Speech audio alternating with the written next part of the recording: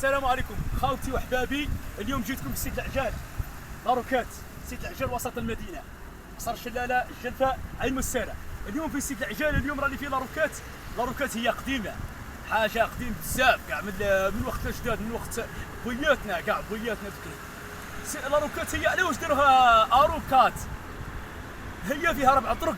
لاروكات هي فيها 4 طرق، عنها سموها اروكات، مسمينها عندها اسم ثاني سيد العجال. سيد العجال على واش؟ من وقت الاجداد، من وقت بوياتنا بكري كان سيد العجال هذا كان رجل صالح، رجل كما بكري كانت الناس تصلي كما هاك، تسمي قادر واحد كبير اهل المنطقه ولا رجل صالح.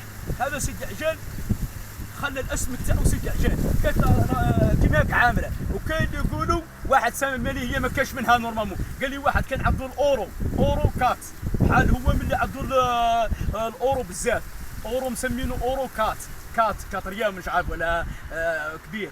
لاروكات هذه كبيره فيها 4 طرق، وصل الطريق منها ما شاء الله.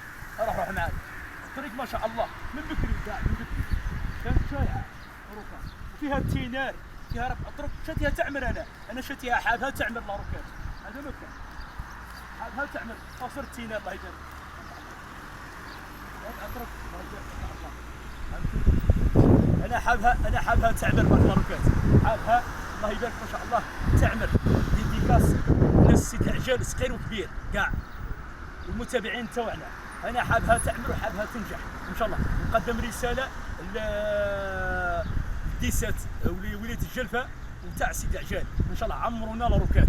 لاروكات راه قريبه مع قصر الشلاله، ماذا بينا تعمر بلادنا زايده، فيها ستاسيو بني كبيره، هذه ستاسيو كبيره، فيها الطريق منا تاع بوغزول، بوغزول والساره الى اخره كاع. ومنا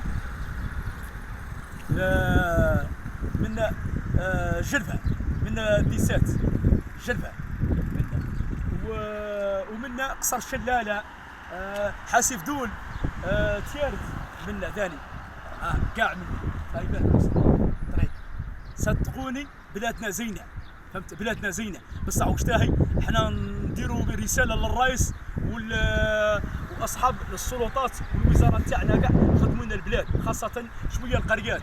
عندنا قال الجزائر هاك عامره قال شويه الجزائر، عطونا شويه مناصب هنايا في القريات هاو والدوائر تاعنا وزينات شركات، عمرونا البلاد.